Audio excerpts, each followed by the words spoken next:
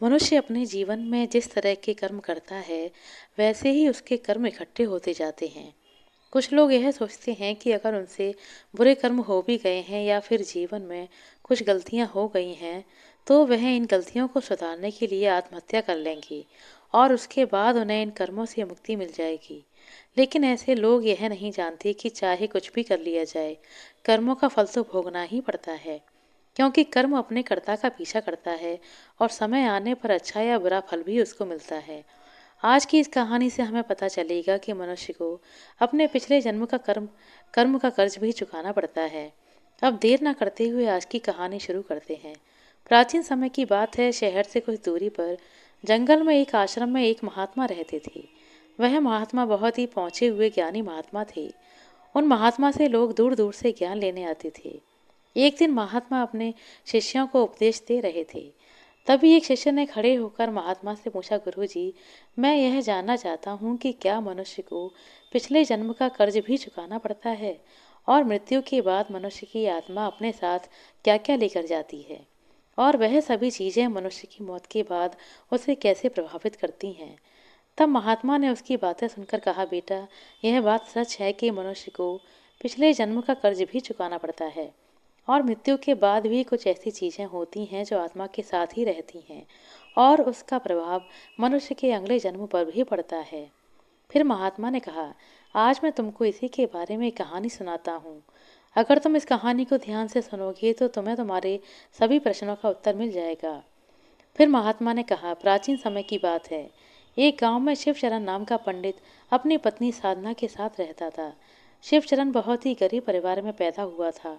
वह बहुत ही मेहनती और समझदार था।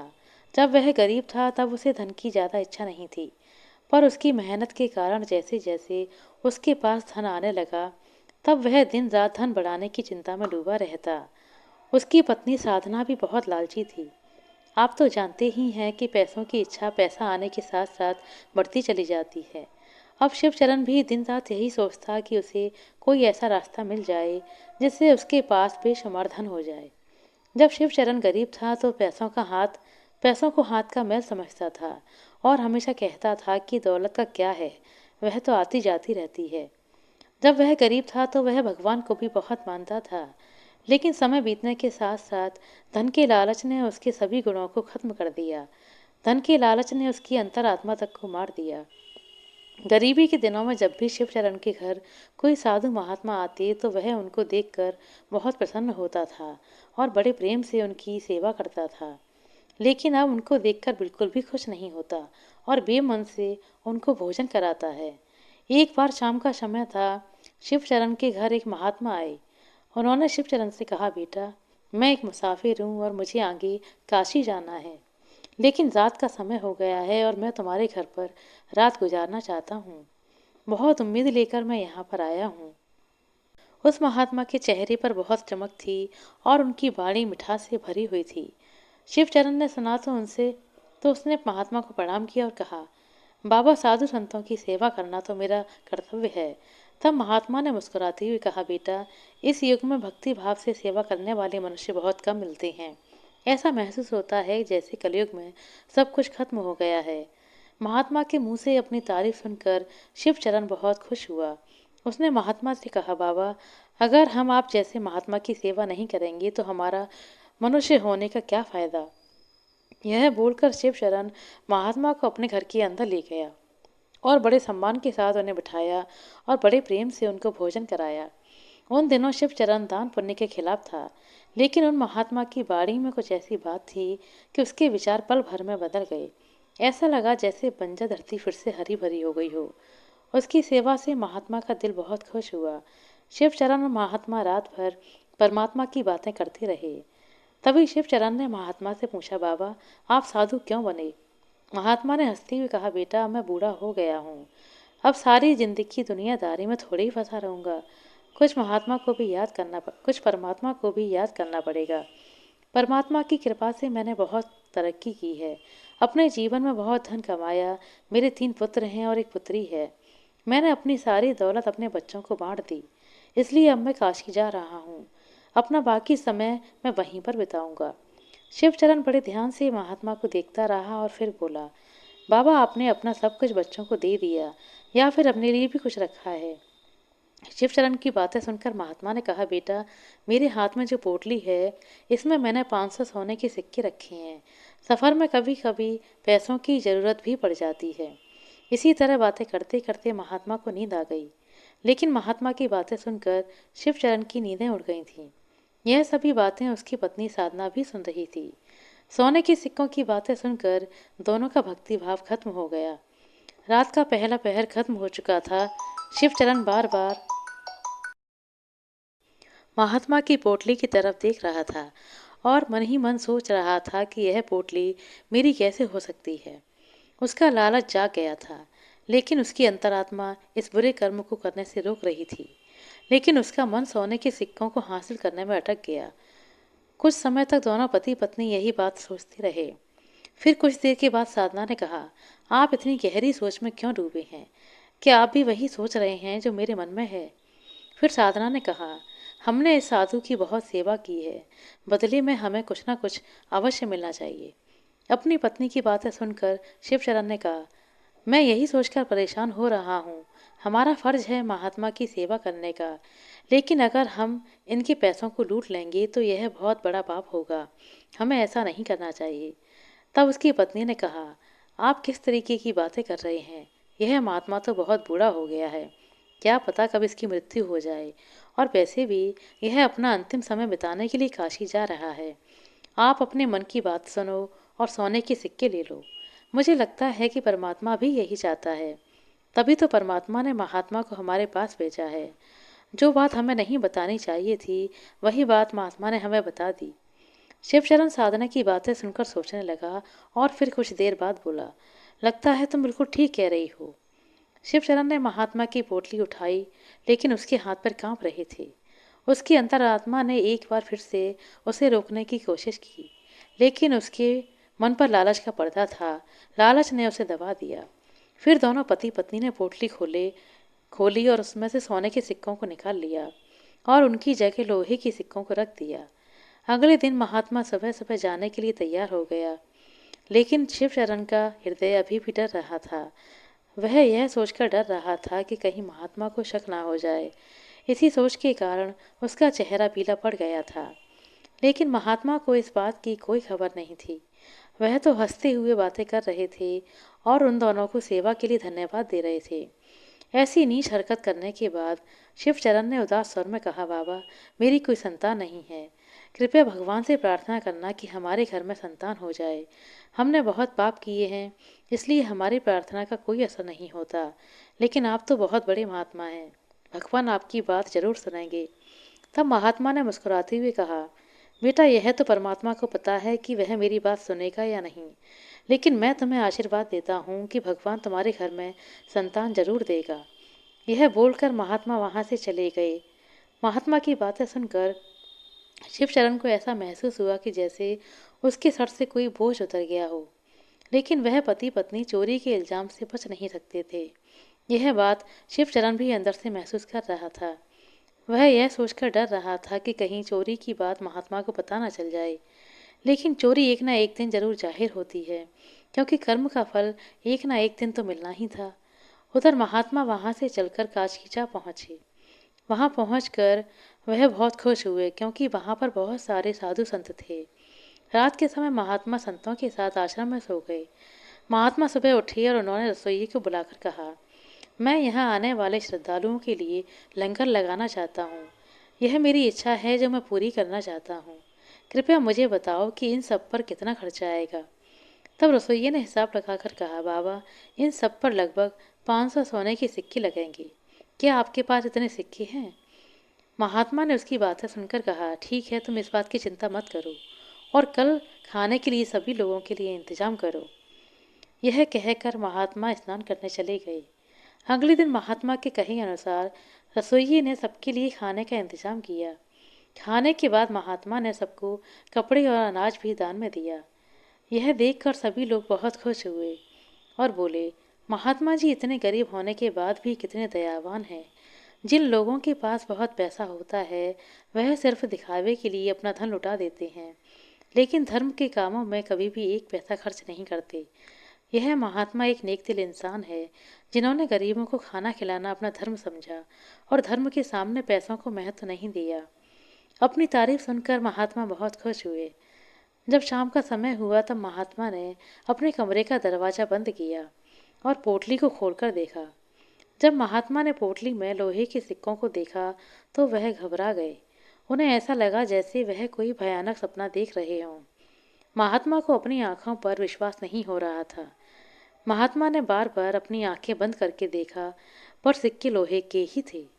महात्मा को थोड़ी देर में रसोइये से हिसाब करके उसे सोने के सिक्के देने थे। महात्मा घबरा गए और सोचने लगे कि अब क्या होगा। उनकी आंखों के आगे अंधेरा छा गया। वह हाथ जोड़कर भगवान से कहने लगे, हे भगवान, मुझे माफ करना। महात्मा कांपते हुए खड़े हो गए। उनको अपनी बेइज्जती की सोच बेइज्जती से भी ज़्यादा भयंकर लग रही थी। महात्मा के अंदर जब अपना अपमान सहन करने की ताकत नहीं बची। वह कुछ समय तक सोचते रहे और फिर उन्होंने दरवाज़ा बंद कर लिया।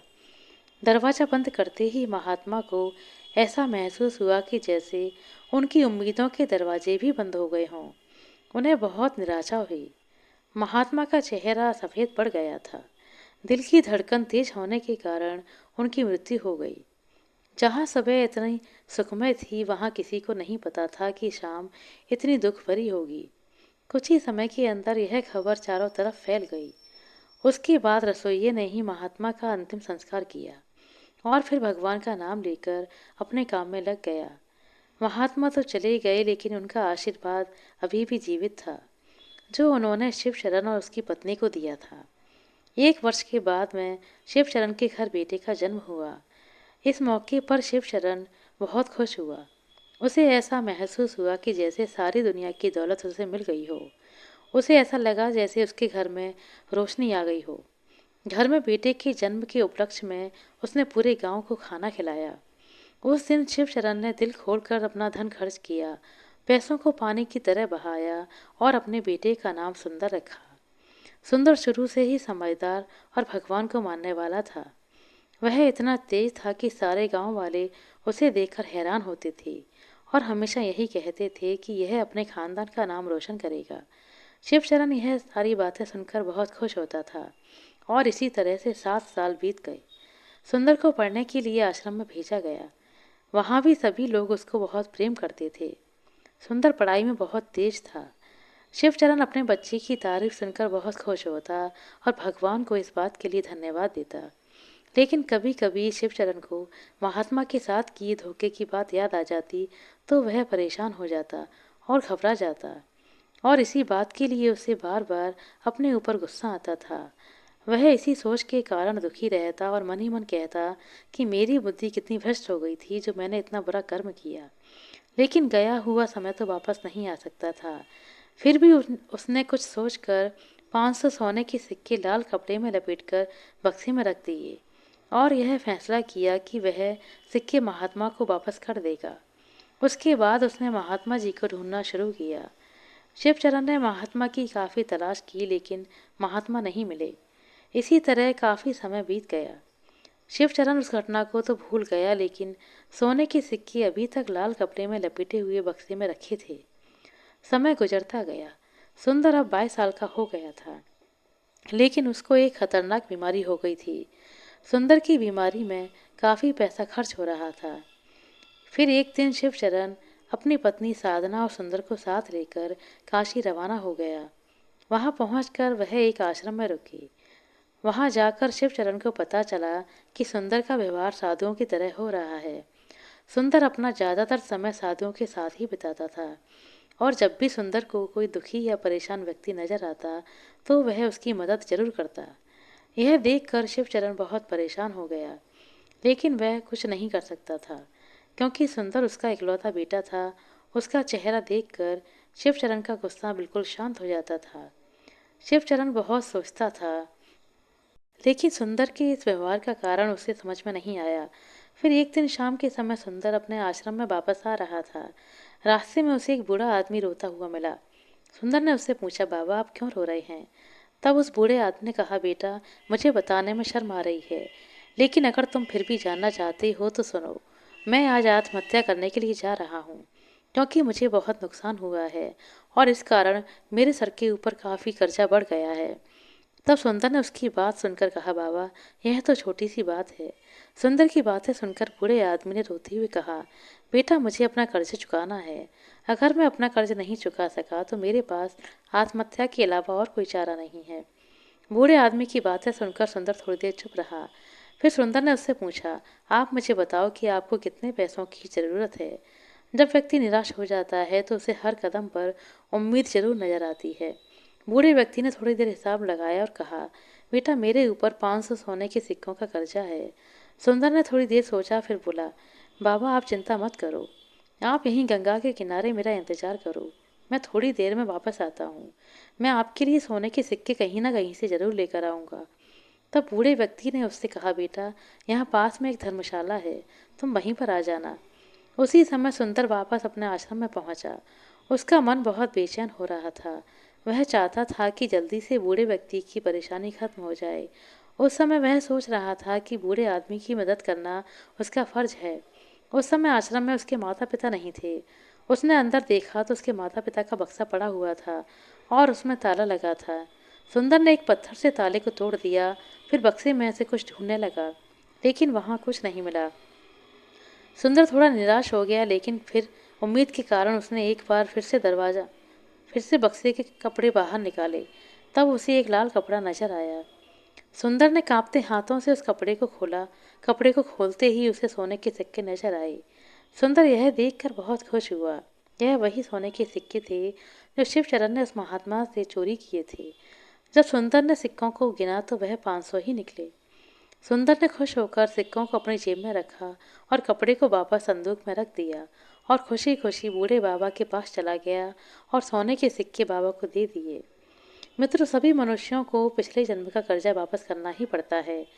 कर्म अपने कर्ता का पीछा अवश्य करता है।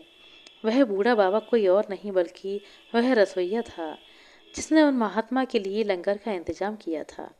पर महात्मा की मृत्यु होने के कारण उसे बहुत नुकसान हुआ था, क्योंकि वह बहुत गरीब था और सुंदर वही महात्मा था जिसके सोने के सिक्के शिवचरण ने चुराए थे। इसलिए उसने शिवचरण के घर में जन्म लेकर अपना कर्जा वापस किया। जब सुंदर वापस आया तो उसके मन के अंदर एक अजीब सी शांति थी। उसे ऐसा महसूस हो रहा था जैसे उसका जन्म ही इस काम के लिए हुआ था। उसके बाद बीमारी के कारण सुंदर की मृत्यु हो गई। अगले दिन जब यह बात शिवचरण और साधना को पता लगी कि उनका बेटा मर चुका है, तो यह खबर सुनकर वह बहुत दुखी हो गए और इसी सदमे के कारण शिवचरण और उसकी पत्नी साधना की भी मृत्यु हो गई। जब उन तीनों की मृत्यु हो गई तो रसोइये ने ही उन तीनों का अंतिम संस्कार किया। जब उन तीनों की आत्मा को यमराज के सामने पेश किया गया तो यमराज ने सुंदर को स्वर्ग में भेजा और दूसरी तरफ शिवचरण और उसकी पत्नी साधना को नरक में डाल दिया। और कुछ समय नरक भोगने के बाद उनको अपाहिज के रूप में धरती पर जन्म मिला। जो भी मनुष्य अपने जीवन में कर्ज नहीं चुकाता उसको कई जन्मों तक उसकी सजा भोगनी पड़ती है। इसलिए मनुष्य को अपना कर्ज अवश्य चुकाना चाहिए। उसके बाद महात्मा ने अपने शिष्य से कहा, बेटा, तुम्हारे दूसरे प्रश्न के अनुसार मृत्यु के बाद भी 5 ऐसी चीजें हैं जो मनुष्य का साथ नहीं छोड़ती। जब मृत्यु के बाद आत्मा दूसरे शरीर में प्रवेश करती है तो आत्मा के साथ ही यह 5 चीजें दूसरे शरीर में प्रवेश कर जाती हैं। पहली चीज है कामना, जो मनुष्य की मृत्यु के बाद भी रहती है, और दूसरी है कर्म। मनुष्य अगर इस जन्म में अच्छे कर्म करता है तो अगले जन्म में भी मनुष्य को सुख शांति मिलती है। तीसरी है वासना। वासना भी कामना का एक रूप है। वासना एक ऐसी चीज है जिसका कोई अंत नहीं। मृत्यु के समय भी मनुष्य वासना से मुक्त नहीं हो सकता। इस सांसारिक सुख की चाहत, काम की इच्छा वासना कहलाती है। मन की शांति और परमात्मा की बंदगी ही एक ऐसी चीज है जो वासना से मुक्त कर सकती है। और चौथा है ज्ञान। बुद्धिमान मनुष्य हमेशा ही ज्ञानवान और विवेकशील होता है, जिसके कारण उसकी मुक्ति जल्दी होती है। और पांचवी चीज है कर्ज। कर्ज एक ऐसी चीज है जो मनुष्य की मृत्यु के बाद भी उसका पीछा नहीं छोड़ती। अगर किसी से कर्जा लिया है तो मृत्यु से पहले उसे अवश्य ही चुका देना चाहिए। लिया हुआ कर्ज और दिया हुआ कर्ज जन्मों जन्मों तक मनुष्य के साथ रहता है। अगर कोई मनुष्य कर्ज लेकर मर जाता है तो उसे अपना कर्ज चुकाने के लिए दोबारा जन्म लेना पड़ता है और साथ ही उसे इसकी सज़ा भी मिलती है। और इसके साथ अगले जन्म में मनुष्य को अपंग या अपाहिज बनकर धरती पर भेजा जाता है। तो इसका मतलब यह हुआ कि उस मनुष्य का अगला जन्म भी बहुत दुखमय होता है और वह मनुष्य अपने जीवन में कभी कामयाब नहीं होता। आशा करते हैं दोस्तों आपको हमारे द्वारा सुनाई गई छोटी सी कहानी अच्छी लगी होगी। कहानी अच्छी लगी हो तो कृपया लाइक कर दें, शेयर कर दें। चैनल पर नए हैं तो सब्सक्राइब कर लें। अपना कीमती समय देने के लिए बहुत बहुत धन्यवाद। मिलते हैं अगले वीडियो में, तब तक के लिए नमस्कार।